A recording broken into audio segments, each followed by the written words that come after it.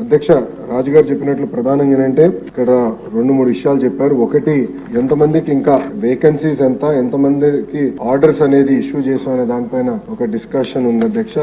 గత ప్రభుత్వం నోటిఫై చేసిన వేకెన్సీస్ 4,534 అధ్యక్ష. దాంట్లో అపాయింట్మెంట్ ఆర్డర్స్ ఇప్పటికి ఇచ్చింది 3,939, అంటే సుమారుగా ఒక 600 వేకెన్సీస్ ఉన్నాయి. గౌరవ సభ్యులు ఇంకెక్కువ ఉన్నాయన్నారు అధ్యక్ష. ఆ వివరాలు నేను తీసుకుని దాన్ని ఎట్లా టేకప్ చేయాలో చేస్తాం అధ్యక్ష. రెండోది వచ్చేగల పెద్దలు అన్నట్టు రిటైర్మెంట్ బెనిఫిట్స్ అనేది వాస్తవంగా ఎంటీఎస్ కి ఉండదు, సో అది వర్తించదు అధ్యక్ష. ఇంకో పక్కన ఏంటంటే రిటైర్మెంట్ ఏజ్ వచ్చేగల ఎగ్జిస్టింగ్ ఎంటీఎస్ రూల్స్ అనేది 60 సంవత్సరాలను ఉంది అధ్యక్ష. సో అది గౌరవ సభ్యులు కోరారు, అది నేను అధికారులతో చర్చించి మాకు గౌరవ ముఖ్యమంత్రి గారితో రివ్యూ మీటింగ్ అయినప్పుడు అది ఎట్లా టేకప్ చేయాలో అది కూడా డిస్కస్ చేస్తాను అధ్యక్ష. అధ్యక్ష మీరు చూస్తే చాలా స్పష్టంగా నేను చెప్పదలుచుకుంది ఏంటంటే 1998 డిఎస్సీలో 22,542 పోస్టులు శాంక్షన్ అవుతే ఫిల్ అయింది 18,008 పోస్టులు, అంటే పెండింగ్ 4,534 పోస్టులు క్యారీ ఫార్వర్డ్. దాంట్లో 3,939 పోస్టులు ఎంటీఎస్ ద్వారా అపాయింట్మెంట్ అయింది, మిగిలింది 595 పోస్టులు అధ్యక్ష. ఫస్ట్ ఆ నంబర్ వస్తాం అధ్యక్ష. దెన్ బ్యాలెన్స్ మీరు చెప్పినట్లు ఎట్లా టేకప్ చేయాలో గౌరవ ముఖ్యమంత్రి గారితో చర్చించి టేకప్ చేస్తాం. మీరు అన్నట్టు పాదయాత్రలో కూడా 1998 డిఎస్సీ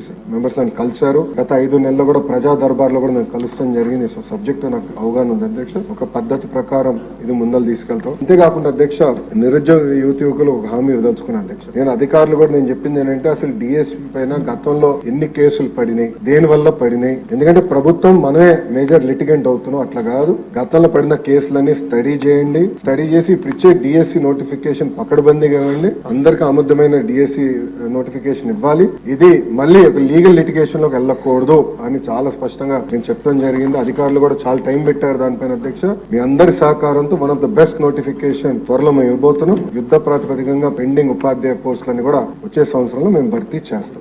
వచ్చిన తర్వాత ఎన్డీఏ ప్రభుత్వం 11/8/2024లో 2 ఫేజుల్లో ఈ యొక్క ప్రాజెక్టు కంప్లీట్ చేస్తామని, ఫేజ్ 1 46.23 కిలోమీటర్లు, ఫేజ్ 2 30.67 కిలోమీటర్లు, అది కూడా కలకటా మోడల్లో. కలకటాలో 100% యాక్చువల్గా గవర్నమెంట్ ఆఫ్ ఇండియా రైల్వే వాళ్ళు ఆ ప్రాజెక్ట్ టేకప్ చేశారు. ఆ మోడల్లో చేస్తారు నిర్ణయించడం. దానికి సంబంధించి నేను పోయి యాక్చువల్ కన్సర్న్ మంత్రి గారికి యాక్చువల్ రిప్రజెంటేషన్ ఇవ్వడం జరిగింది. ముఖ్యమంత్రి గారు కూడా ఒక 15 రోజుల క్రితం ప్రైమ్ మినిస్టర్ గారికి లెటర్ రాశారు అధ్యక్ష. ఇందులో ఫేజ్ 1లో కారిడార్ 1 స్టీల్ ప్లాంట్ నుంచి కొమ్మాడి వరకు 34.4 కిలోమీటర్లు, 29 స్టేషన్స్. కారిడార్ 2 గురుద్వార నుంచి ఓల్డ్ పోస్ట్ ఆఫీస్ వరకు 5.07 కిలోమీటర్లు, అది 6 స్టేషన్స్. కారిడార్ 3 తాడిచెర్లపాలెం నుంచి చిన్నవాల్టేరు వరకు 6.75 కిలోమీటర్స్, 7 స్టేషన్స్. మొత్తం వెరిసి 46.23 కిలోమీటర్లు, 42 స్టేషన్స్. 11,495 కోట్లతో యాక్చువల్గా ఇది ఎస్టిమేషన్ చేపట్టింది అధ్యక్ష. అయితే ఫేజ్ 2 కొమ్మాడు నుంచి భోగాపురం ఎయిర్పోర్ట్ వరకు 30.67 కిలోమీటర్లు, 12 స్టేషన్స్. మొత్తం కలిస్తే 76.9 కిలోమీటర్లు.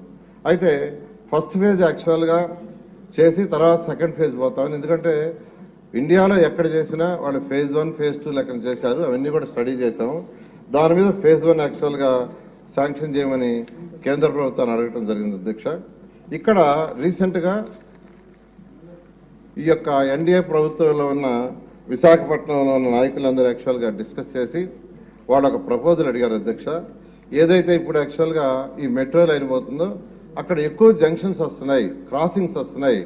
క్రాసింగ్స్ రావటం వల్ల ప్రతి క్రాసింగ్ దగ్గర ఫ్లైఓవర్ వేస్తే ఫ్యూచర్లో అది అప్ అండ్ డౌన్స్ వస్తుంది. ఎందుకంటే హైదరాబాద్లో సికింద్రాబాద్ రోడ్లు వేశారు, ఫ్లైఓవర్ దాని పక్కనే ఫ్లైఓవర్, అంటే ఇలా దిగి మళ్ళా ఇలా ఎక్కటం. అలాంటి ప్రాబ్లమ్స్ రాకుండా ఉండటానికి, జంక్షన్లో ట్రాఫిక్ బ్లాక్ కాకుండా ఉండటానికి అక్కడ ఎన్నాడ, హనుమంతవాక, మద్దెలపాలెం, విప్రో జంక్షను, గురుద్వారా, అక్కాయపాలెం, తాడిచెర్లపాలెం వీటిలో 14 కిలోమీటర్లు, 8 స్టేషన్స్. అదేవిధంగా గాజువాక స్టీల్ ప్లాంట్ ఈ 2 జంక్షన్స్ దగ్గర 4.7 కిలోమీటర్లు, 2 ఫ్లైఓవర్లు, 2 లెవెల్ మెట్రో. 2 లెవెల్ మెట్రో అంటే ఫస్ట్ లెవెల్లో 4 లైన్ రోడ్డు ఉంటుంది, 8 మీటర్స్ హైట్. సెకండ్ లెవెల్లో మళ్ళా అనదర్ 8 మీటర్స్ మెట్రో ఉంటుంది. దానికి యాక్చువల్గా వాళ్ళు ఇవ్వటం జరిగింది. ముఖ్యమంత్రి గారు విశాఖపట్నంలో రివ్యూ చేసినప్పుడు కూడా అక్కడ ఉన్న ఎమ్మెల్యేలు ఎంపీలు చెప్పడం జరిగింది. దాని మీద యాక్చువల్గా ఇమీడియట్ గా ఎస్టిమేషన్ చేయమని అధికారులకు ఇచ్చాం. వాళ్ళు యాక్చువల్గా దాని మీద డిపిఆర్ యాక్చువల్గా అంటే మామూలుగా అయితే మెట్రో అయ్యేదానికంటే ఇది చేయటం వల్ల మరొక 180 కోట్లు కిలోమీటర్కి ఎక్కువ అవుతుంది. చేయమని యాక్చువల్గా ఇచ్చాము. అది 4 నెలల్లో ఫీజిబుల్ రిపోర్ట్ వస్తుంది అధ్యక్ష. అది రాగానే దాన్ని కూడా కలిపి అంటే ఏదైతే అక్కడ ఉన్న ప్రజాప్రతినిధులు అడిగారో దాని ప్రకారం యాక్చువల్గా 2 లెవెల్ మెట్రోని టేకప్ చేయడం జరుగుతుంది అధ్యక్ష.